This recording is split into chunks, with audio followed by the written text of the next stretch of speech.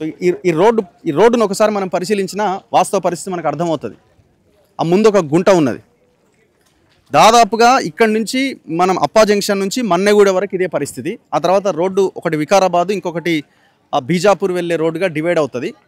So వీళ్ళు అడుగుతున్నారు ఏంటంటే ఆ అప్పా జంక్షన్ నుంచి మన్నెగూడ వరకు ఈ రోడ్డును ఎప్పుడు బాగు చేస్తారని ఇక్కడ ఉన్న స్థానికులు క్వశ్చన్ చేస్తున్నారు. కానీ లీడర్లు మాత్రం ఇంతవరకు దీని మీద మాట్లాడి నోడే లేడు.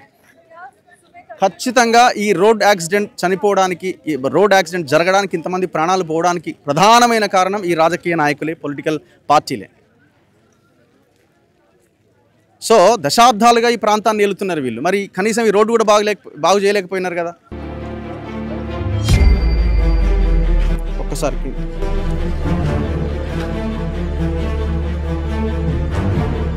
సో టిప్పర్ అది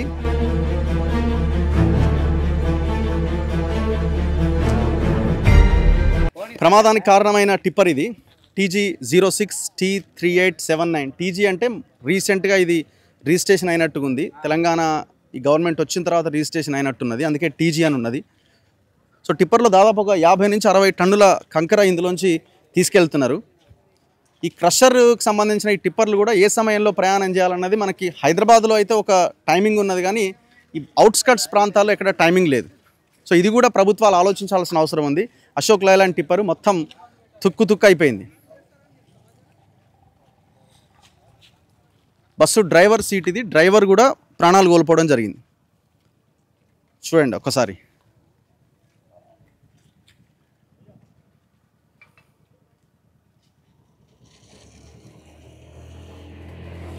ఎవరున్నారు స్థానికులు ఇక్కడ? మీరంతా లోకల్ వాళ్ళేనా? ఏం పేరు మీ పేరు? నారాయణ. ఏంది ప్రమాదం జరగడానికి రీజన్ ఏంది? అసలు రోడ్డు ఎందుకు ఇంత అధ్వానంగా ఉన్నది? అంటే రోడ్డు బాగలేకపోవడమేనా ఈ ప్రమాదాలకు కారణం? 100% ఇది 6 లైన్స్ రోడ్డుకు సంబంధించింది.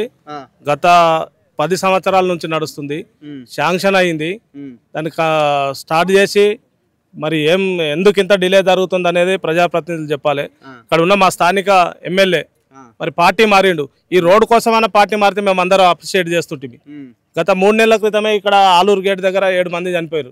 ఇలాంటి పెద్ద ఇన్సిడెంట్లు ప్రతి 3 నెలలకు, నెలకు, 2 నెలలకు పెద్ద మేజర్గా చనిపోతున్నారు. అన్యాయంగా పేద ప్రజలు బస్సులలో పోయేటోళ్ళు, బండ్ల మీద పోయేటోళ్ళు, హాస్టల్లకు పిల్లలు తీసుకుపోతుంటే బైక్ల మీద రోజు ప్రతి సండే రోజు రెసిడెన్షియల్ పిల్లల కోసం పోతున్నప్పుడు కంపల్సరీ 2-3 ఇన్సిడెంట్లు అవుతున్నాయి. Saturday, Sunday. ఇప్పుడు మీరు స్కూల్ కూడా పిల్లలు వెళ్తుంటారు కదా? రెగ్యులర్గా వెళ్తుంటారు. చాలా మంది స్కూల్ పిల్లలు యాక్సిడెంట్ అయ్యి తల్లిదండ్రులు, పిల్లలు చనిపోయిన ఘటనలు ఉన్నాయి.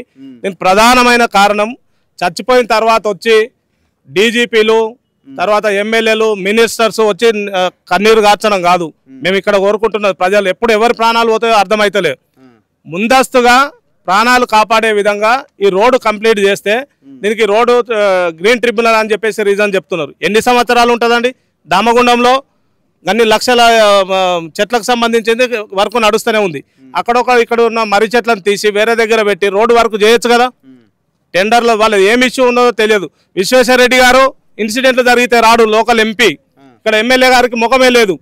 మరి రకంగా ఇట్లా చేస్తే ఎంతమంది? ఇప్పుడు కొండా విశ్వేశ్వరరెడ్డి ఎంపీ, కాళ యాదవ్ ఎమ్మెల్యే, మిగతా లీడర్లు కూడా 40-50 ఏళ్ల నుంచి అధికారంలో ఉన్నారు కదా. ఇప్పుడు ఈయన పట్నం మహేందర్ రెడ్డి, సబితా ఇంద్రారెడ్డి, చేవెళ్ళ ఎమ్మెల్యే, ఆమె మినిస్టర్. మేము అందుకే ఇక్కడ ఉన్న ప్రాంత ఎమ్మెల్యేలకు, ప్రజాప్రతినిధులకు విజ్ఞప్తి చేస్తున్నాము. సాగర్ రోడ్డు చూసుకోండి, విజయవాడ రోడ్డు చూసుకోండి, బెంగళూరు రోడ్డు చూసుకోండి, హైదరాబాద్ నుంచి ఏ రోడ్లను చూడండి. ఈ రోడ్ అంత ఘోరం. ఇది గత 15-20 సంవత్సరాల క్రితము సరిపోతుండే. ఇప్పుడు జనాభా పెరిగింది, వెహికల్స్ పెరిగినాయి. ఇక్కడ మొత్తం రియల్ ఎస్టేట్ కానీ, ఇక్కడ గుల్బర్గా వరకు ఇటు సైడ్ మొత్తం బీజాపూర్కు పోయేటటువంటిది, కర్ణాటక పోయేటటువంటి చాలా వెహికల్స్ వస్తున్నాయి. ఇట్లాంటి సందర్భంగా ఇంత చిన్న రోడ్డు సరిపోదు, 6 లైన్స్ చేయాలని చెప్పేసి అంత మొత్తం మెజర్మెంట్స్ అన్నీ చేసుకున్నారు. కానీ డిలే చేయడం వలన ఎన్ని రోజులు డిలే చేస్తే అన్ని ప్రాణాలు పోతున్నాయి. ఇక్కడ ఉన్న ముఖ్యంగా ఉమ్మడి రంగారెడ్డి జిల్లాకు సంబంధించిన ప్రజల ప్రాణాలు పోతున్నాను. కాబట్టి మేము ఇట్లాంటి టిప్పర్లు రెగ్యులర్ గా నడుస్తాయి. ముఖ్యంగా తెలంగాణ పొద్దున పూట నైట్ పూట వస్తుంటాయి. నేను అనుకోవడం ఈ క్రషర్స్ అన్ని కూడా ఇల్లీగల్ క్రషర్స్ కూడా ఉండి ఉంటాయి. బాగా క్రషర్స్ సంబంధించినటువంటి ఇక్కడ నుంచి అక్కడ రాత్రి పూట ఎర్లీ మార్నింగ్ ఈ టిప్పర్లు విపరీతంగా జరుగుతాయి. హెవీ లోడ్ వేసుకొని పోతుంది. రోడ్ అయితే ఘోరంగా అయిపోయినటువంటి పరిస్థితి మీరు అందరూ కూడా చూసుంటారు ఇక్కడ నుంచి. కాబట్టి మేము విజ్ఞప్తి, పెద్ద ఇన్సిడెంట్లు మొన్న ఆలూరు దగ్గర జరిగింది, మేజర్ ఇన్సిడెంట్ అండి. మామూలుగా వాళ్ళు కూరగాయలు పెట్టుకొని మా ఊరోళ్ళే మొత్తం కూరగాయలు పెట్టుకొని అమ్ముకుంటున్నారు. మామూలుగా రైతులు పంటలు పండించుకొచ్చి ఫ్రెష్గా పెడితే హైదరాబాద్ నుంచి వచ్చిపోయేటోళ్ళు కొంటారని చెప్పేసి అక్కడ అమ్ముకుంటున్నారు. డైరెక్ట్ వాళ్ళ మీదకి ఇట్లాంటి వెహికల్ టిప్పర్ ఎక్కింది. స్పాట్ 7 మంది చనిపోయారు. ఎవ్వరు రాలే, ఆమెలే.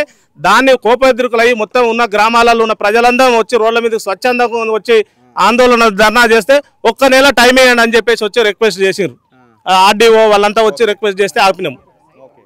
చూడండి ఎంత ఘోరమైన ప్రమాదం అన్నది ఇగో ఈ దృశ్యం మనకి చూపిస్తున్నది.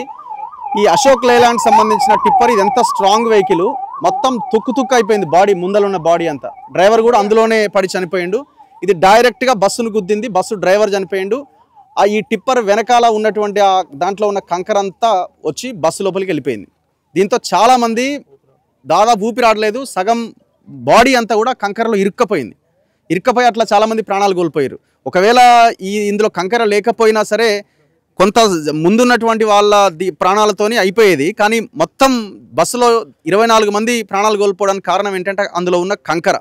అసలు ఈ కంకర ఎక్కడి నుంచి వచ్చింది, ఏ క్రషర్ మెషిన్ నుంచి వచ్చింది, ఎన్ని ఇల్లీగల్ క్రషర్స్ ఉన్నాయి, ఇవన్నీ తెలియాల్సిన అవసరం ఉన్నది. రాష్ట్రంలో జరుగుతున్న ఈ మాఫియా అంతా కూడా ఇదే. ఇప్పుడు ఇదంతా చూడండి, మొత్తం ఫామ్ హౌస్ కల్చర్ వచ్చేసింది. ఇక్కడ 5 ఎకరాలు 10 ఎకరాలు కొనుక్కుంటున్నారు, ఫామ్ హౌస్లు కడుతున్నారు, అందులో వీకెండ్స్లో ఎంజాయ్ చేస్తున్నారు. వాళ్ళకి తెలియదు కదా ఈ రోడ్ ఏంటన్నది. ఒక పెద్ద రియల్ ఎస్టేట్ వ్యాపారం అయితే గట్టిగా నడుస్తుంది, కానీ కనీసం రోడ్డు లేదు. మీదే ఊరు బ్రదర్? చేవెళ్ళనా? మీరు చేవెళ్ళ నుంచి ఇటు అటు జర్నీ చేస్తుంటాం సార్.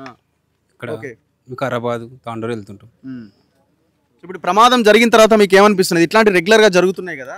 రెగ్యులర్గా జరుగుతున్నాయి. ఈ రోడ్డు ఇట్లా ప్రమాదం జరిగినప్పుడే వస్తారు, వచ్చి చేపిస్తాము అని హామీలు ఇస్తారు, పోతారు అంతే. ఈ చేవెళ్ళ ఎమ్మెల్యే ఉండు, ఆయన అధికారం ఏ పార్టీలో ఉంటే ఆ పార్టీలోకి పోతాడు, ఏ పని చేయడు. మళ్ళా ఏ పార్టీ అధికారం ఉంటే ఆ పార్టీలోకి పోతాడు, సప్పుడు దాకా రాజకీయం చేసుకుంటాడు, సంపాదించుకుంటాడు, కానీ ఏ పని చేయడు.